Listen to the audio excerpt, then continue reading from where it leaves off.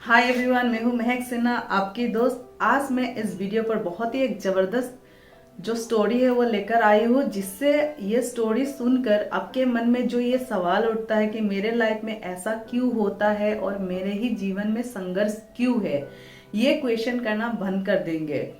मैं सुनाऊंगी भगवान श्री कृष्ण की स्टोरी। भगवान श्री कृष्ण वो तो खुद भगवान है। वो चाहे तो अपना जो जीवन है उसे बिना संघर्ष किए भी आसानी से जी सकता था, लेकिन हमारी जिंदगी और भगवान श्री कृष्ण की जिंदगी के साथ अगर तुलना किया जाए तो उनका जो संघर्ष था वो काफी हद तक था। क्योंकि हम लोग जन्म होने के कम से कम मेच्योर्ड जब तक नहीं होते तब तक हम अपने लाइफ को एंजॉय कर पाते हैं, लेकिन भगवान श्री कृष्ण तो जन्म से पहले ही उनका दुश्मन थे। उनका मामा खुद उसके जन्म होने का वेट कर रहा था ताकि वो जन्म हो जाए और उनको वो मृत्यु दंड दे सके। लेकिन फिर भी भगवान श्री कृष्ण ने कभी भी अपने आप से ये सवाल नहीं कि मेरा जीवन ऐसा क्यों है।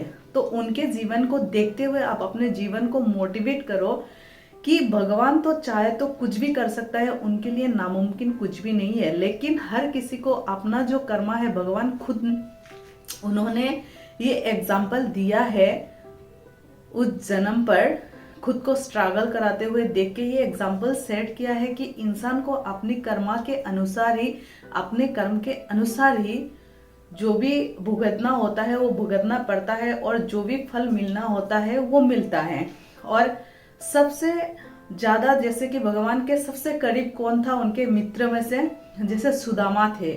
लेकिन सुदामा का जिंदगी अगर भगवान श्री कृष्ण चाहे तो उनकी जिंदगी की सारी संघर्ष खत्म कर सकते थे, लेकिन इसलिए नहीं हुआ क्योंकि सुदामा के एक बुरा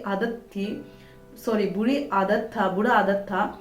वो है कि उनको जैसे कि मिल बांट के खाना पसंद नहीं था। जैसे ही मिलता है वो अकेले खाना चाहता था। उनको मिलजुल कर रहना नहीं पसंद था, मिल बांट कर खाना पसंद नहीं था।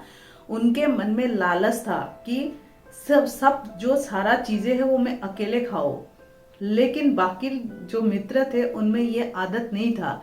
लेकिन भगवान श्री कृष्ण जानता था कि उनकी ये आदत है, लेकिन भगवान ने उनको इसलिए सुधारने की कोशिश नहीं किया क्योंकि इंसान तब तक नहीं सुधर सकता जब तक वो खुद ना चाहे।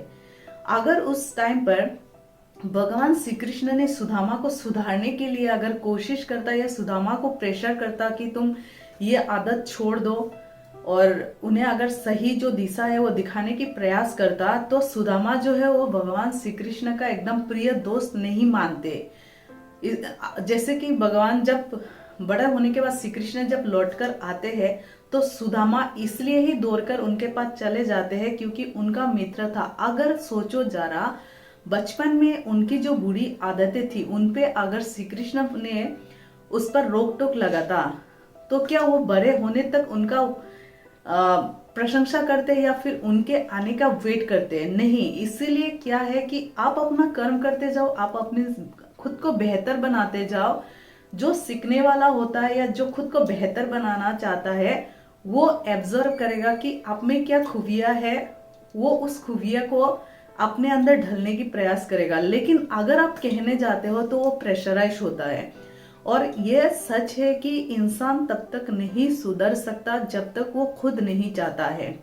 तो इसी से यही समझ में आता है कि कभी भी दूसरों को सुधारने की प्रयास नहीं करना है, लेकिन खुद को बेहतर बनाते जाना है कि अपने जो आसपास में लोग हैं उन्हें कम से कम ये इंस्पिरेशन मिले कि अगर जीवन को इस तरह से संघर्ष किया जाए या इस तरह से अगर जिया जाए तो उससे क्या बेनिफिट मिल सकता है। वो हम लोग के जो आसपास के लोग हैं उन्हें वो रिजल्ट दिखाई दे और वो खुद ब खुद उस रास्ते पर चलने के लिए तैयार हो जाए।